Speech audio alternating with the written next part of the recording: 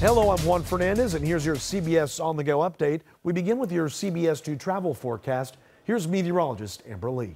All right, Juan, right now we're tracking severe weather that's pushing through the southeast right now. This very system, as you can see, as it continues to go toward the mid-Atlantic section, it will turn into snow and then work its way up a little bit closer to areas like New York. And then we're also looking at rain here in Southern California as we head into the next few days. Double check with your airlines. We do have a delay.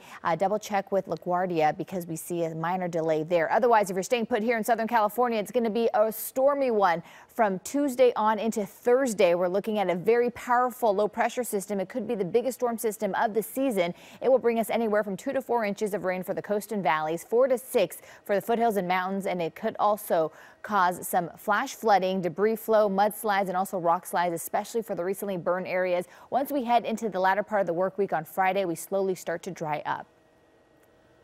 Amber, thanks. California is the only state with a database that cross-references gun owners with people who have criminal convictions, restraining orders, or serious mental health issues. Carter Evans rode along with a special task force charged with taking firearms away from people who are not allowed to have them. Most of these agents with the California Department of Justice can't show their faces on TV. She has an out-of-state felony conviction. You're going to people's homes who are known to have guns. Right. And a criminal conviction in some cases. Right. It's 0 to 100 in a second. We rode along with Special Agent Sam Richardson and his team as they track down people who are prohibited from having firearms. He has 3 firearms still registered in his name. Their goal is to take them away. We're about to go to a guy's house who is a convicted felon. He's got a domestic violence restraining order and he's on probation. For those reasons, he's not legally allowed to have access to guns. Agents searched his home and came out with 2 rifles. Where did you find them? I'm in his closet. And this guy knows he's not supposed to have guns. That's right. Did you know those guns were in there? No.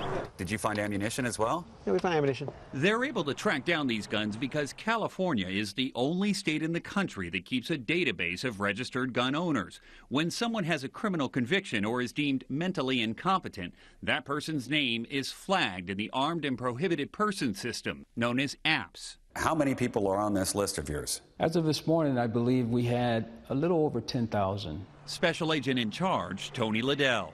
How many guns are you getting off the streets every year? Thousands. How's it look, Steve? It's tedious work. In the 9 hours we were with agents, they went to 6 locations and recovered 2 guns. Is it worth all the hard work? Yes, it is. I feel like what we're doing by taking 1 gun at a time off the streets of California is making our community safer. Police. But that's hard to prove. There is no federally funded research into gun violence or prevention programs like this. UC Davis researcher Dr. Garrett Wintemute is using state funds to study the effectiveness of APPS. Our hypothesis is taking guns away from high-risk people will reduce their risk of committing violence down the road. If we find that APPS works, I'll be talking to anybody who will listen about this program. I'm sure there are people out there who are going to see this and say, this is just the beginning. They're coming to take all our guns. Right. Specifically targets a certain class of people who have lost their right to have a firearm. So you're not trying to disarm the good guys? No, not at all. Carter Evans, Los Angeles.